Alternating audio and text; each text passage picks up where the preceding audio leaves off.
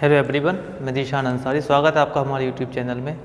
और आज के इस लेक्चर में हम बात करेंगे ग्रुप थ्योरी का बहुत ही इंपॉर्टेंट एक थ्योरम है, लैग्रांज थ्योरम। इसके कन्वर्स पे भी डिस्कस करेंगे। सबसे पहले हम इसका प्रूफ कर लेते हैं कि लैग्रांज थ्योरम किस तरह से प्रूफ होगी। पूरा प्रूफ है हमारे पास इसका और पूरा प्रूफ करेंगे आज हम।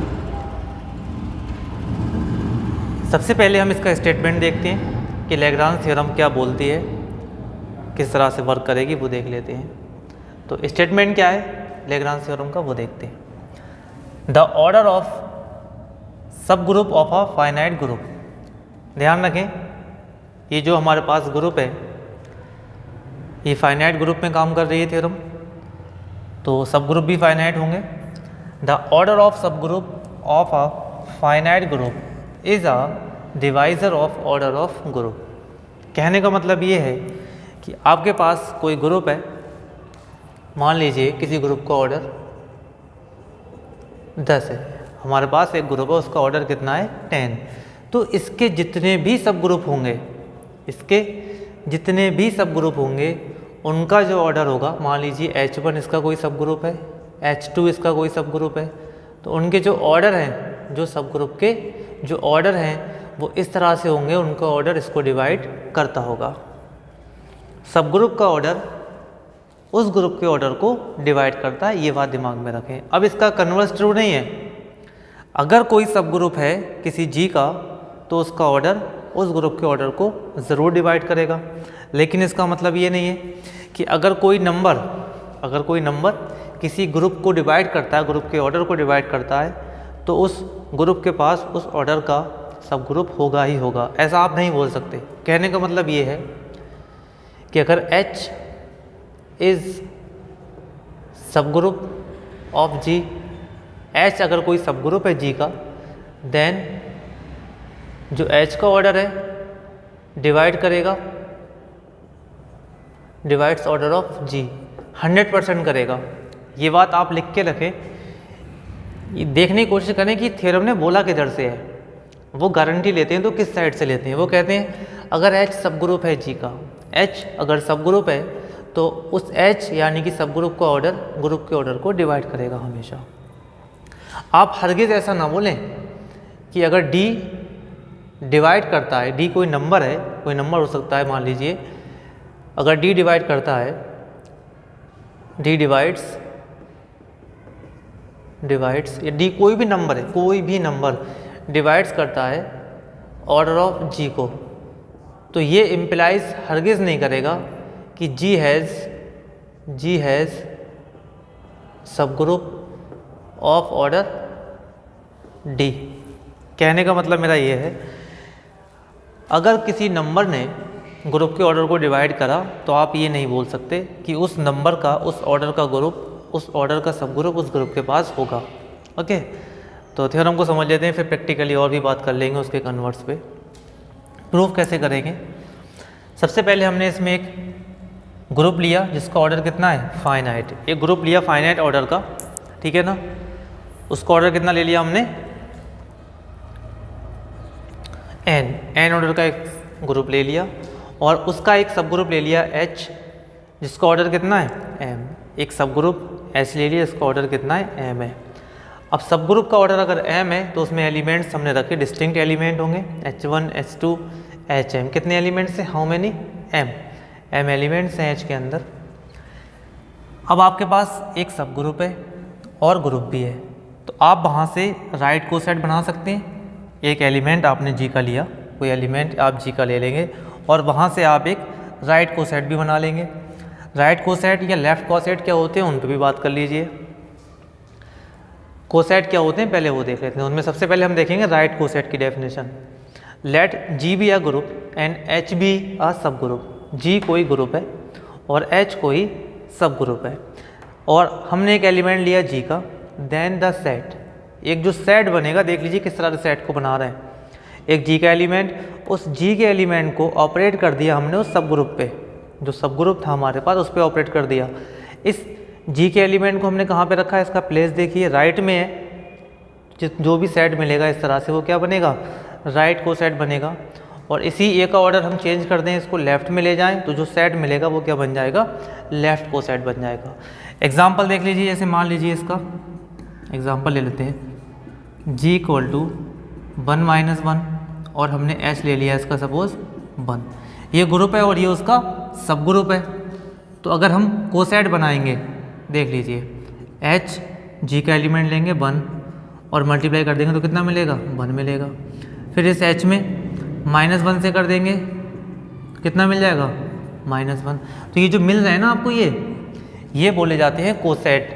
और g का एलिमेंट आपने कहाँ पे रखा है, राइट में रखा हुआ है h के, तो जो दोनों कोसेट हैं ये बोले जाएंगे राइट कोसेट, इनको बोलते हैं कोसेट। ओके, अगर आप 1 को लेफ्ट में लिखते हो तो कौन से बनेंगे, लेफ्ट कोसेट बनेंगे। तो इस तरह से आपने एक एलिमेंट g का लिया और आपने क्या बना दिया, यहाँ पे लिख दीजिए let a belongs to g। आपने एक एलिमेंट ग्रुप का लिया तो एच ए जो मिलेगा वो क्या कहलाएगा, एक राइट कोसेट कहलाएगा। तो आपने अब आपको ये प्रूफ करना पड़ेगा कि इसके अंदर जो एलिमेंट हैं क्या वो सारे के सारे डिस्टिंक्ट हैं, सारे के सारे अलग हैं, कहीं ऐसा तो नहीं कोई दो एक जैसे लिखे हों। We will prove that H A has distinct element, इसके अंदर जितने एलिमेंट होंगे सारे के सारे डिस्टिंक्ट होंगे, हमें ऐसा प्रूव करना है। उसके लिए मैंने यहाँ पे अगर पॉसिबल है तो मैंने मान लिया, सपोज कर लिया कि ये इसके कोई दो एलिमेंट आपस में बराबर है, ठीक है ना। मैंने कुछ देख लीजिए, मुझे करना क्या है, मैं कॉन्ट्राडिक्शन से इसको प्रूफ करूँगा। मुझे प्रूफ तो ये करना है कि सारे के सारे अलग अलग है, कोई सी दो H1A H2A बराबर नहीं है, H2A H3A के बराबर नहीं है, ये सारे के सारे आप एक दूसरे से अलग है, ठीक है ना। बट उसके लिए मैंने देखिए उल्टा स्टेटमेंट लिया, कॉन्ट्राडिक्शन से प्रूफ करूँगा। मैंने मान लिया कि दोनों बराबर है। अगर ये मेरी बात गलत है तो कुछ ना कुछ मुझे गलत मिल जाएगा इसके अंदर, देख लीजिए आगे। अब ये ए जो है कैंसिल हो जाएगा क्योंकि ये ग्रुप का एलिमेंट है और ग्रुप में लेफ्ट कैंसिलेशन लॉ होल्ड होता है, तो एल ये ए से ए कैंसिल हो जाएगा। तो क्या बचा, H I equal to H J. यहाँ पर क्या लिखा हुआ है, I not equal to J. तो ये तो आपने इसका मतलब ऐसा कर दिया कि अगर आई की वैल्यू 1 ले लूँ और जे की वैल्यू 2 ले लूँ मैं, अगर आई की वैल्यू 1 और जे की वैल्यू अगर मैंने 2 ले ली तो इसका मतलब आपने क्या बोल दिया कि H1 बराबर है H2 के। भाई ये तो हो ही नहीं सकता। आप देख लीजिए H के अंदर जो एलिमेंट है सारे के सारे कैसे हैं, डिस्टिंक्ट हैं एक दूसरे से, तो ये तो पॉसिबल होगा ही नहीं इसमें, तो ये आपस में बराबर नहीं हो सकते। इसका मतलब क्या हुआ, ये आपको गलत मिल रहा है, जो भी मिला गलत मिला। तो ये तभी मिला जब आपने कुछ ना कुछ गलत माना होगा, which is contradiction because H I not equal to H J. H I कभी एच जे के बराबर नहीं होगा जब जब आई और जे आपस में बराबर नहीं है। It means H A has M distinct element. तो इस कोसेट के अंदर जितने भी एलिमेंट हैं कितने हैं, एम, सारे के सारे एक दूसरे से अलग हैं। ऐसे ही इस ग्रुप के पास तो कोसेट तो और भी होंगे, कितने होंगे इसका आइडिया तो हमें नहीं है, बट फिर भी हम इसको कंसीडर कर लेंगे कि इस ग्रुप के पास के डिस्टिंक्ट राइट कोसेट है। ओके, थोड़ा सा लिखते हैं इसको। जो हमारा कोसेट है उसमें कितने डिस्टिंक्ट, सारे के सारे एलिमेंट कैसे हैं, डिस्टिंक्ट। तो हमने कंसीडर कर लिया कि जी हैज़ के डिस्टिंक्ट राइट कोसेट, कि जी के पास इसी तरह के एम एलिमेंट को रखने वाले के कोसेट और हैं जो एक दूसरे से अलग अलग हैं। देख लीजिए जो कोसेट होते हैं कुछ ऐसे भी होते हैं जो आपस में बराबर भी होते हैं। तो जो कोसेट अलग अलग है उनको हम क्या बोलते हैं, डिस्टिंक्ट राइट कोसेट या लेफ़्ट कोसेट।